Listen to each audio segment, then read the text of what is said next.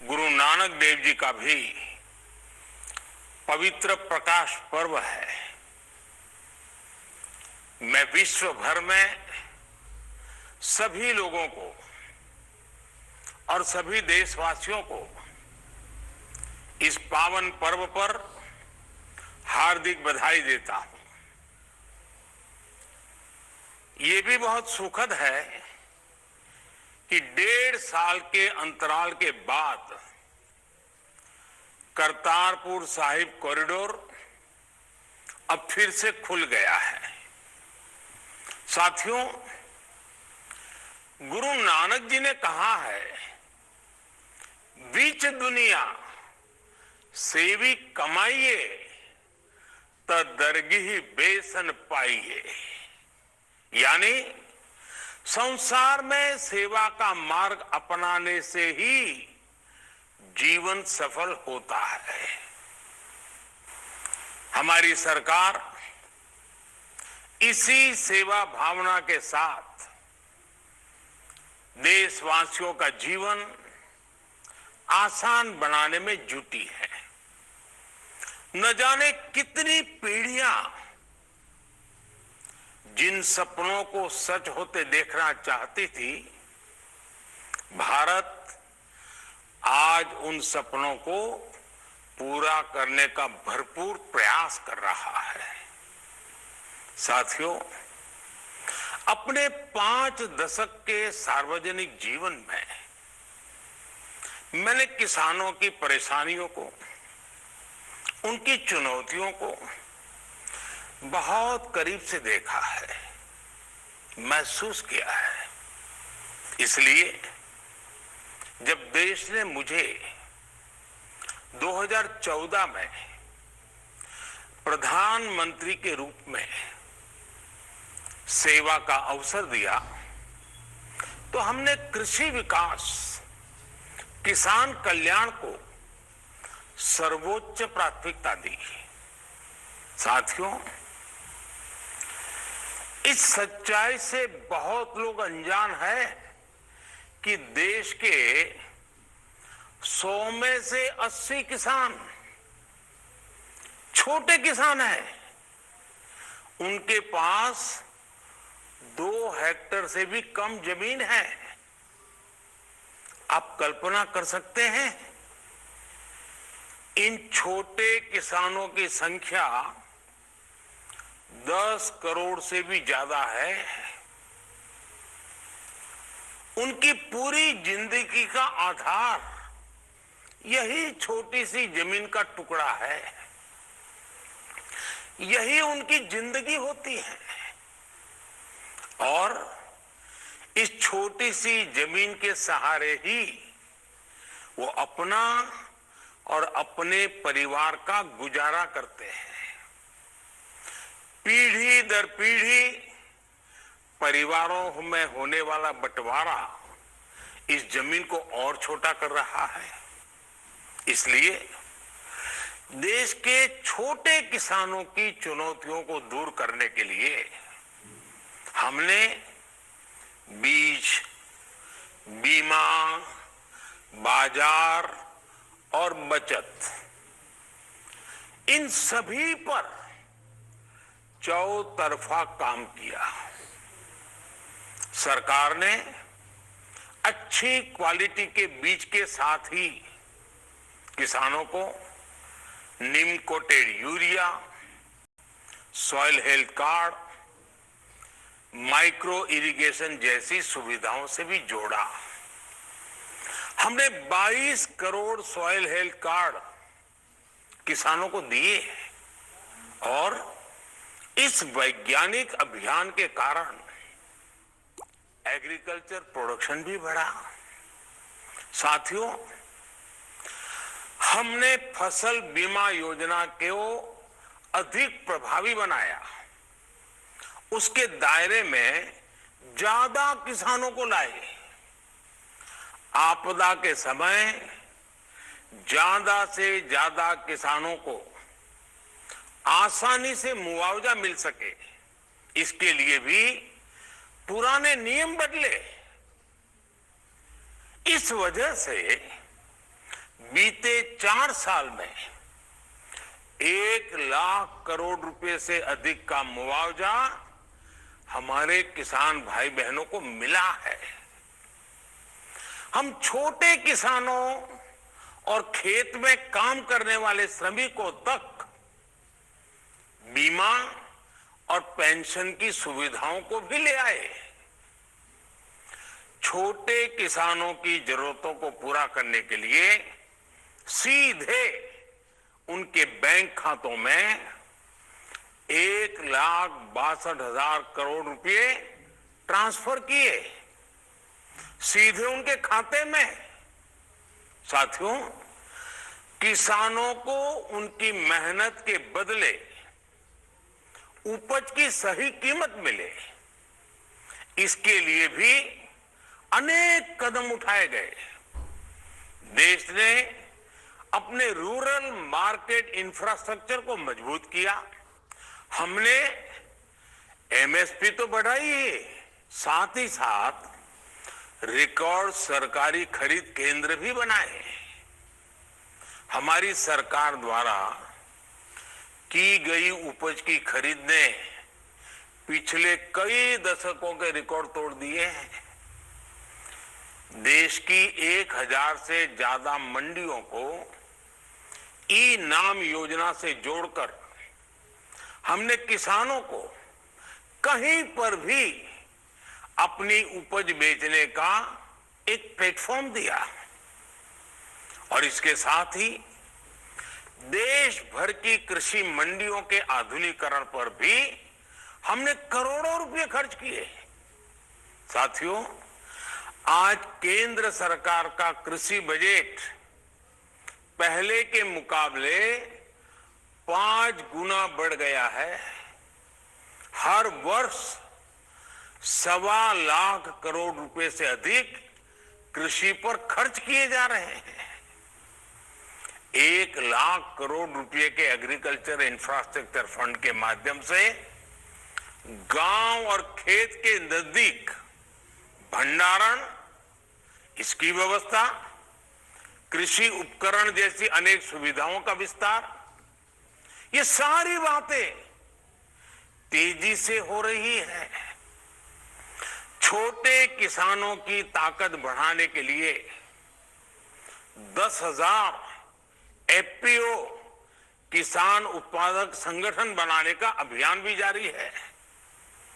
इस पर भी करीब 7,000 करोड़ रुपए खर्च किए जा रहे हैं।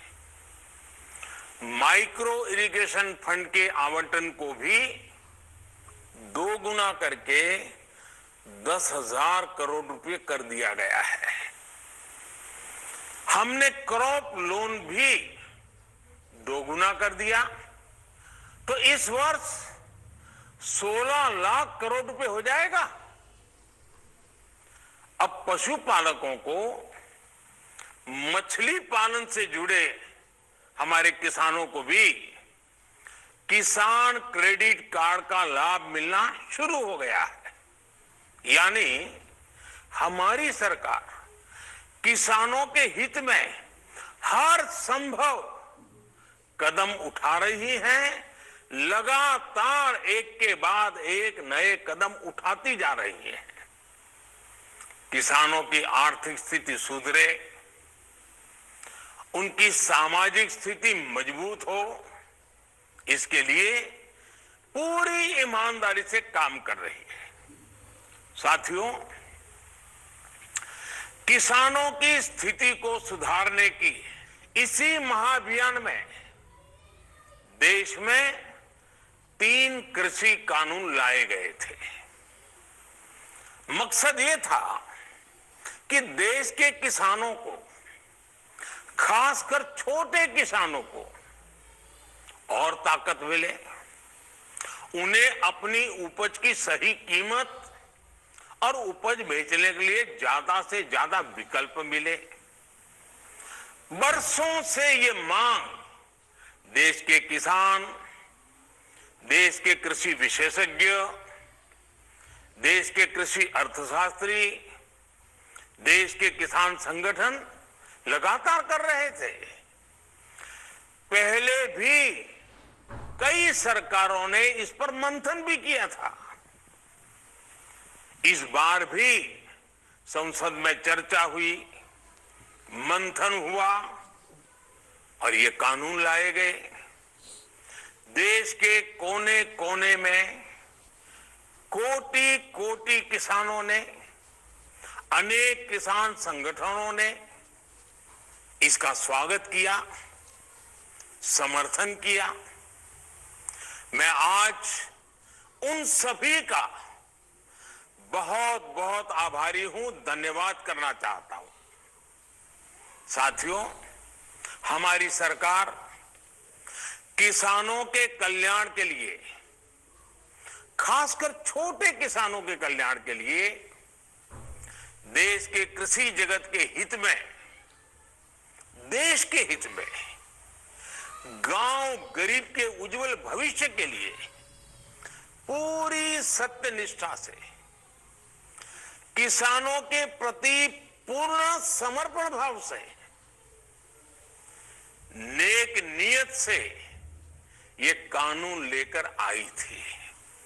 लेकिन इतनी पवित्र बात, पूर्ण रूप से शुद्ध किसानों के हित की बात, हम अपने प्रयासों के बावजूद कुछ किसानों को समझा नहीं पाए।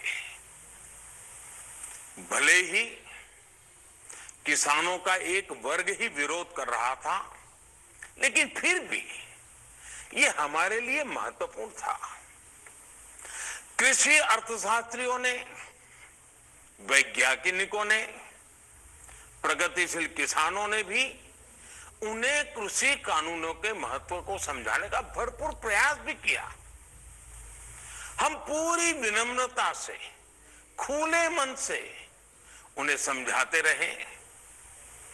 अनेक माध्यमों से व्यक्तिगत और सामूहिक बातचीत भी लगातार होती रही।